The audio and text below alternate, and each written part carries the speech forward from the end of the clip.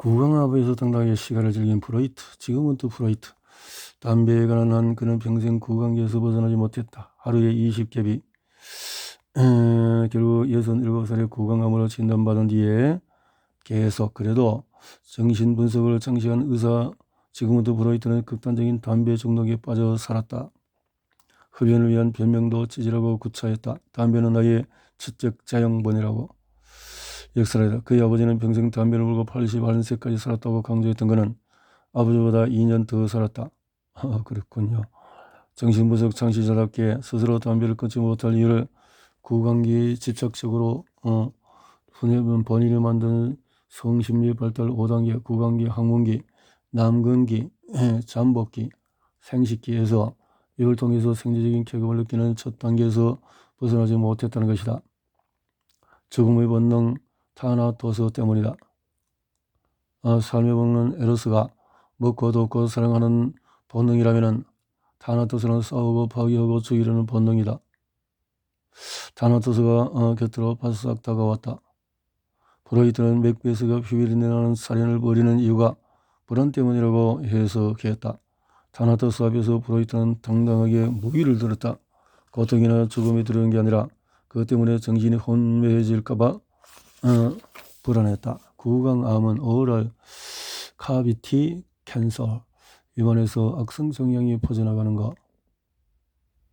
노인이 늘면서 틀니나 임플란트 같은 기계적인 자극이 심한 경우도 점점 늘고 있다. 간경변으로 사자의 시간을 멈춘 무스타파 아타튀르크 1938년까지 1918년 1차 세계대전까지 오스만 제국은 600년이 넘는 찬란한 역사를 더 이어가기 어려운 긴박한 위기에 몰렸다. 콘스탄티니를 장악한 영국 육군 장교들이 한 호텔에서 술을 마시다가 주변에 못마땅한 표정을 앉아있는 오스만 제국의 장교를 보았다. 오스만 장교의 이러한 시간이 갈수록 점점 길어졌다. 평민 출신의 그는 성도시 아랍으로 선택받았다는 뜻인 무스타파를 불렸다. 그 이름은 근대 튀르키예의 역사를 보여준다. 군인 출신이어서 그런지 건강에도 매우 엄격했다. 대통령이 되고 나서도 과식은 이롭다고 소박한 식사를 고집했다. 백개비 경무에 시달리는 대통령 후연양은 일부러 2배로 불려 답했다. 사자의 용량을 보여주고 싶었던 군인 출신 대통령은 결국 지나친 후연과 가음으로 무너졌다. 57세. 사자의 시계가 멈췄다. 사자 같은 대통령, 간경변으로 어린 염증으로 작은 덩어리가 뭉치면서 간이 서서히 굳어지는 질환이다. 이완감도 2손을 든 루 살로메의 가짜 가슴. 살로메 37년까지 61년 깡마르고 더럽고 냄새나는 교활한 여자 가짜 가슴이나 들고 다니는 주제에 세상에 이렇게 심한 욕을 해도 되는 걸까? 그것도 철학 교수가 17년이나 어린 여인에게 1182년 21살의 아리따운 르 살로메를 짝상하다가 실패한 프리드리 니체는 입에 담을 수 없는 저주를 퍼부었다. 그녀는 한때 우리가 어느 별에서 내려와 여기서 만나게 되었을까요? 라고 칭송하던 뮤즈였다. 38살의 냉철한 철학자가 이성을 잃게 만든 판파탈의 치명적인 매력은 도대체 어디서 온 걸까? 판파탈은 철학자 욕설의 철학의 문법으로 당당하게 맞받았다. 당대 철학자들과 교류할 정도로 지적으로 조속했던 루이자 살로메는 사랑마저 철저하게 이성적으로 받아들였다. 사랑의 감정은 20대까지 미숙했다. 30대에 들어서 늦게 발달했다. 르는 기묘한 동거를 고안하기도 했다. 최고의 지성인들이 왜 그녀에게 빠져 헤어나오지 못했을까? 르는 강렬한 눈매와 주택강한 코와 두툼한 입술로 얼굴이 분명한 반면에 목이 길고 허리가 가늘어 몸은 전적으로 가냘퍼 보였다. 안타깝게도 르는 남자를 사랑하는 방법을 몰랐다. 짝사랑에 치인 지성인들은 바위처럼 끄떡하지 않는 그녀에게 부딪혀서 달걀처럼 깨어졌다. 프로이트를 만나면서 르는 정신분석 돌파구를 찾았다. 젊은 시절 청소년 프로토닉 사랑에 빠져서 결혼과 섹스에 두려움을 느꼈지만 예술 넘어서 성욕에서 벗어나면서 남성을 이해하고 인생을 간주하게 되었다. 오랜 병고 때문일까? 나치와 박해 때문일까? 아니면 삶에 대한 최종 결론일까? 요독증을 앓다가 1937년 편안하게 눈을 감은 루의 유언은 간명했다. 최선은 결국 죽음이군. 향년 76세. 그런 그녀에게 이방암은 아무것도 아니었다. 이방암.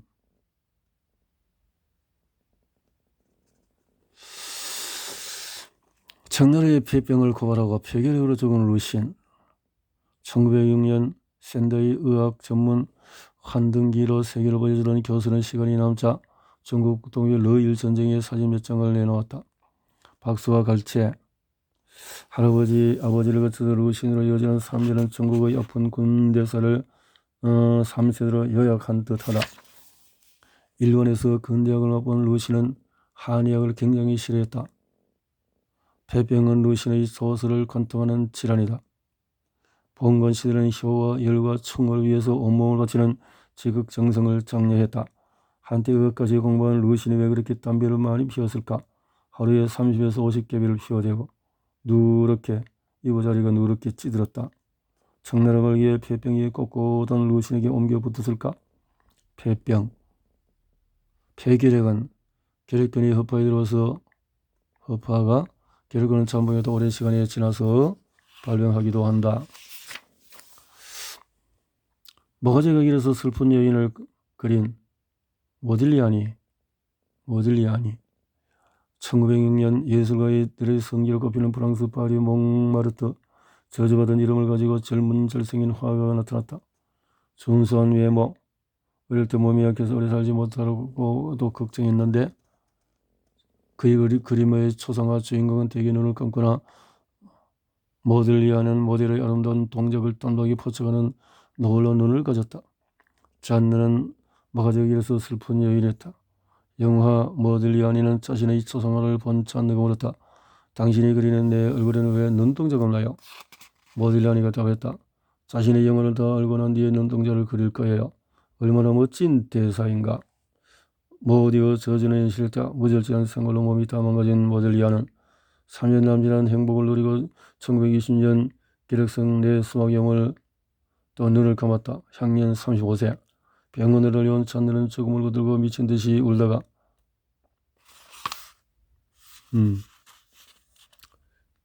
긴 목을 늘어뜨리고 슬픈 눈도 뜨지 않았다. 천국에서도 당신의 모델이 되어드릴 깨요. 향년 21세.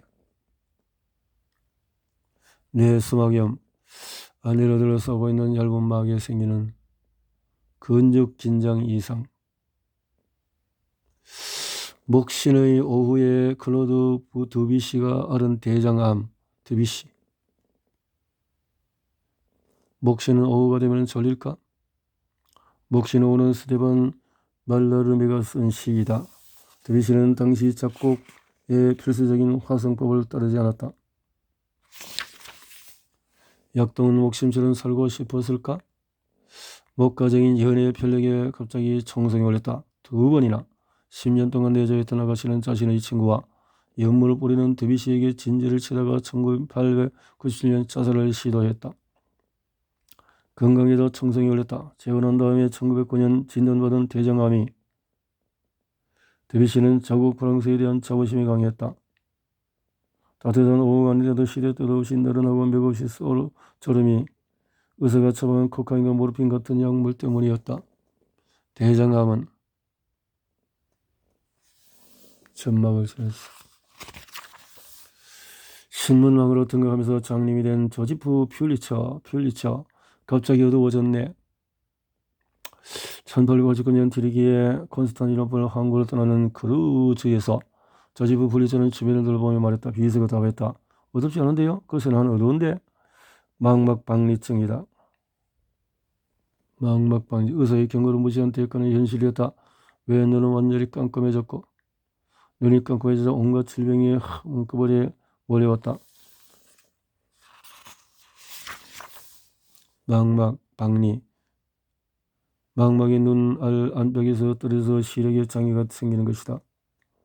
망막이 뜨면 영양이 공급되지 않아서 시세포의 기능이 떨어지고 또 눈알이 찌그러들거나 앞을 볼 수 없게 된다. 대체의학으로 본인은 살아남은 마크 트웨인, 톰 소요, 더 허클베리 어피는 세계 유명한 소설 속의 개구장이다. 부모를 잃고 이모에게 얹혀 사는 톰과 주정뱅이 아버지에게 도망친 허클베리는 걸핏하면 친구들과 싸우고 숲에 숨어서 담배를 피우고 그렇게 살았네. 요즘으로 치면 아슬아슬한 촉법 소년, ADHD, 적대적 반항장애, 발석동이를 태어난 마크 트웨인은 죽음을 몹시 두려워했다. 죽음이 정말 가깝고 흔했던 시절이다. 7중에서 4살 잃은 어머니는 허약한 발석동이를 살리기 위해서 필사적이었다. 어머니의 극생활에 살아남은 아들은 열렬한 대체학 지지자가 되었다. 늙어망의 아내가 건강 때문에 극성을 벌였다. 장대부수를 앓는 심한 신경쇠약으로 히스테리성 마비까지 나타났다. 마크 트웨인은 예지 몸을 믿었다. 반항장애, 상대방에게 맞서서 하는 거. 또 대체학은 병원에서 이렇게 해서 도움을 받았다. 술에 취해서 코를 고는 브람스를 좋아하세요? 요하네스 브람스 1897년까지 살았네요. 33년부터. 19세기 후반의 음악의 도시 오스트리아 비는 고급의 레스토랑, 붉은 고슴도치, 또 뚱뚱한 호신사가 매일같이 점심을 먹고 나면 부근에 있는 카지노에서 들러서 꼬냑을 섞은 커피를 놓고 느긋하게 신문을 읽었다. 연주여행을 다닐 때 동료들은 수면 장애를 호소했다. 1853년 존경하는 로베트를 시험하는 대문 앞에서 두근거리던 20살의 젊고 연찬 요하네스 브람스는 어디로 갔을까? 호세가 들은 브람스를 요한 제바스티안 바흐 1896년 평생 애타게 연모하는 여인이 뇌졸중으로 죽었다.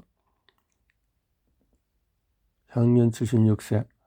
이듬해 3월에 빈에서 열린 음악회의의 브람스는 허에게 센 소임과 누렇게 뜬 눈에 코골이, 자면서 숨 쉴 때 코골이, 수면무호흡 쪽으로 악화된다. 수면무호흡 증후군, 코를 걸면서 그래서 부정맥 같은 질환으로 이어질 수가 있다. 니트로글리세린으로 돈을 벌고 건강을 잃은 노벨은 알프레드 노벨. 달콤한 맛이 나는 투명한 액체인 니트로글리세린은 너무 예민해서 깃털만 살짝 닿아도 바로 고갈 정도로 위험하다. 1847년 니트로글리세린을 처음 합성한 이탈리아. 만들어서 안 될 거 만들었다. 에덴 동산의 선악과였을까? 다이너마이트가 터널을 파는데 혁신을 가져온 것이다. 선악과를 거드린 대가였을까? 노벨은 가족과 직원을 잃었다. 다이너마이트를 개발하는 과정에서 1864년 니트로글리세린이 폭발을 일으켜 직원과 행인 1명이 죽었다. 막내의 죽음에 아버지도 충격을 받고 장애인이 되었다. 다이너마이트는 전장에서 수많은 사람을 죽이며 살상 무기로 변질이 되었다. 노벨은 무기를 버리라는 평화운동을 지원하면서 자신의 업적과 회의감을 품었다. 니트로글리세린은 사람의 몸속에 있는 터널을 뚫는데도 놀라운 폭발력을 인정했다. 혈관을 뚫는데도. 다이너마이트 공장 직원들은 두통이 작고 흉통이 적었다. 단맛이 나는 니트로글리세린은 설탕 정보 같은 것이다. 이런 주제인 영국의 윌리엄 머레는 1878년 니트로글리세린을 물로 희석한 의약품을 개발했다. 빠른 혈관 확장 효과로 심혈관 질환의 묘약으로 인정받은 니트로글리세린은 환자들이 무서워하지 않도록 약명이 트리니트린으로 정했다. 협심증을 앓던 노벨에 찾아간 의사는 공교롭게도 트리니트린을 처방해 주었다. 머리가 아프고 가슴이 답답했다. 아픈 원인이 두통 속일까? 마음속의 양심일까? 어쩌면 자신의 몸에 폭염을 넣는 게 두려웠을지도 모른다. 노벨은 친구에게 푸념을 니트로글리세린을 복용하라고 쳐다보았다. 그냥 말로 참 아이러니네. 아이러니. 선악과였죠. 노벨은 약을 먹지 않고 버티다가 결국 63세에 뇌출혈로 죽었다. 노벨을 푸념했던 운명의 아이러니. 스누스 협심증. 그게 도움이 되었군요. 니트로글리세린. 발바닥에서 정수리까지 부스럼에 시달린 마르크스. 정말 보헤미안 지식처럼 살고 있다. 깜깜한 동굴. 마르크스는 10대의 폐렴과 늑막염. 참 다 아픈 사람들이 부스럼 없는 가엾은 마르크스를 가정 괴롭힌 질환이다. 주먹 크기로 부푼 마르크스는 스스로 면도칼을 들고 부스럼을 자르거나 도려내기도 했다. 화농성 땀샘염. 아무리 그래도 부스럼의 생명을 위한 석탄 걸림과 담배의 연기가 마르크스의 코와 목에 기관지와 허파에 1800년 3월 평생을 구하던 절친 브리드 앵겔스가 눈물을 흘렸다. 살아있는 사람 가운데 가장 위대한 서정가라고 생각하기를 그만두었다. 향년 64세. 약은 질병뿐 의심도 치료한다. 등 그였다. 부스럼 고통이 얼마나 처절했을까. 부스럼. 화농성 땀샘염. 피부 깊숙이 농성이 있었군요. 침대에 떨어진 미운 어리새끼 한스 안델센 1875년. 거강스 한스는 누가 봐도 눈에 띄었다. 라틴어 문법. 큰 키 185. 다른 학생보다도 머리 하나만큼 더 크고 자세도 꾸부정.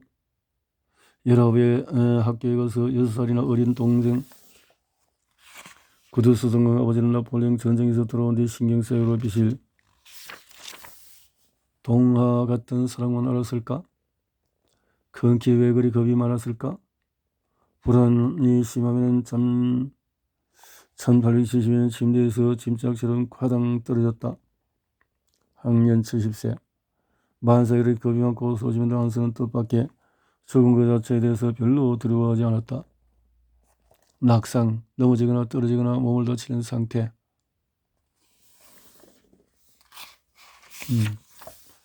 악의 꽃을 가두다가 시러증이 걸린 샤를 보들레르. 1840년 프랑스 멋쟁이 거리에 머리부터 발끝까지 잔뜩 멋을 부린 파리지앵이 카페에 등장했다.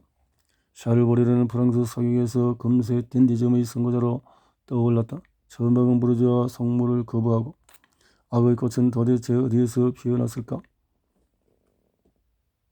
악마 같은 즐거움에 너무 깊이 오래 탐닉할 것이다. 세상을 향해서 독설이 너무 많았던 탓일까?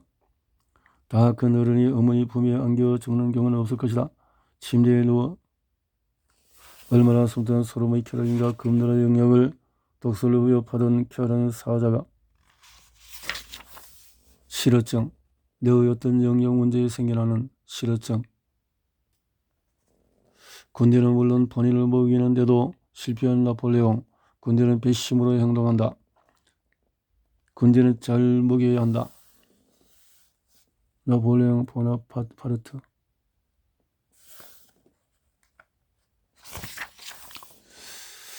허술한 신경 고급체계 황제 본인도 마찬가지였다. 전혀 황제스럽지 않았다. 1890년 워털루 전쟁에서 무너진 황제는 오히려 유배지에서 제대로 식사 대접을 받았다. 세인트 헬레나 섬에 가진 지 5년이 조금 지났을까. 1820년 황제는 2달 만에 몸무게가 10kg가 빠졌다. 자주 얼굴이 청개해지고 복통을 호소하다가 피를 토했고 위험이 그냥 위험으로 빠른 기동력은 나폴레옹의 최고 무기였지만 식량 고급이 기동력을 따라가지 못했다. 위암으로 성가신 진림에도 우아하게 품격을 지닌 마담 퐁파두르 1724년 1749년 프랑스 국왕 루이 15세는 지금으로 치면 내무장관을 맡은 백작을 해고했다. 여성은 노래를 퍼뜨리는 무리들을 잡아내지 못했기 때문이다. 문제가 된 가사는 하얀 꽃, 프랑스어로 꽃, 블루스, 월경을 뜻한다. 블루어는 블루스. 가사에서 하얀 꽃은 하얀 질 분비물 백대하를 은유했다. 발음은 비슷하지만 앞뒤로 야릇하게 바뀐 가사 때문에 주인공이 누군지 쉽게 알아차렸다. 대정이 쫄아간 대성은 프랑스로 물고기를 다는 푸아송 가문의 마단 퐁파두르다. 루이 15세의 사냥터에 우연히 나타나 왕실 가면 무도에 당당하게 초청받은 마담은 금세 국왕이 가장 자주 찾는 애첩이 되었다. 소심하고 까탈스러운 루이 15세를 다루는 방법을 잘 알았기 때문이다. 어머니에게 미모와 재능을 물려받고 아버지일지도 모르는 여러 아저씨 덕에 교양까지 갖춘 마담은 18세기 중반의 프랑스는 물론 유럽 영향에 미친 황건을 쓰지 않은 여왕이 되었다. 방실방시 웃으며 맛있게 먹는 척해야 하는 기름진 궁중 식단은 미모와 몸매를 해치는 적일 수밖에 없다. 왕족과 교회는 마담이 성병으로 옮긴 것으로 여겨졌다. 20대 후반의 내행이 흘러내린 사슴 출신들이 슬슬 마담의 자리를 위협했다. 하얀 꽃이니 생선요리 같은 유행가도 뒤통수를 괴롭혔다. 9살에 병역으로 죽을 뻔했고 전쟁에서 왕비가 될 상이라는 정결을 받은 어머니는 병역한 딸을 정성을 다해서 키웠다. 마담은 감기와 기관지염을 달고 살았고 하얀 꽃 놀이로 인해서 스트레스로 편두통을 호소하기도 했다. 1700에 국왕은 평민 출신 베르사유 궁에서 죽는 것을 처음으로 하겠다. 향년 42세. 장례식 날 비가 왔다.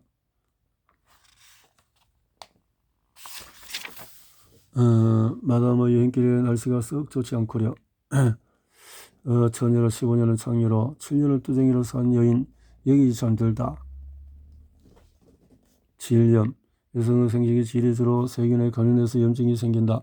질에서 나오는 분비물이 냉 색깔이 흐려지고 피가 나기도 하고 생선 비린내가 나기도 하고 가려움이나 통증까지 불길한 성교. 술을 산초 판자처럼 들이고 다닌 세르반테스. 나이 지천명을 넘긴 비쩍마른 중늙은이가 갑자기 세상을 구하겠다고 나섰다. 반병석 넓게 꾸려온 왜 갑자기 뒤집었을까? 편집성 인격장애. 소설 돈키호테에 드러난 주인공의 정신병력적인 증상은 현대의학이 감당할 정도로 정확하게 묘사되었다. 육체적인 질환은 더 구체적이다. 마리엘 세르반테스는 아버지가 이발사다. 겸업 외과 의사였다는 이야기다. 체계적으로 공부하지 못했지만 어려서 아버지에게 주어들은 풍월과 버려진 종이도 주워 읽는 타고난 지식력으로 1605년 돈키호테를 완료할 때 세르반테스도 돈키호테처럼 예술을 바라보는 중늙은이였다. 젊은이는 선생님은 몸이 붙는 게 문제입니다. 세르반테스의 마지막 작품 베르 여행에 실제로 그는 이 대화를 쓰고 나서 나흘 만에 죽었다. 예상한 일보 향년 68세, 사인은 당뇨병, 간경변, 치병, 당뇨와 인격장애. 육식을 거듭하면서 운동을 게을리하는 세종은 한국에서 가장 존경받는 세종대왕은 희한하게도 건강관리에서는 조금도 존경받을 짓을 하지 않았다. 30대에 20대 무릎 통증, 30대 종양 세종실록에서도 안질, 소갈, 임질, 종기로 고통을 하고 풍습, 종합병원이었다. 고기는 씹을수록 맛이 나고 책은 읽을수록 맛이 난다고. 매일같이 주상은 사냥을 좋아하지 않지만은 이렇게 세종은 왜 운동을 싫어했을까? 강지성 척추가 어려운 것으로 보이는데 운동이 중요한 것을 몰랐군요. 그 당시에 민정음도 만들고 강직성 척추염 움직이지 이미 둔해지는 질환이다. 시력장애로 이렇게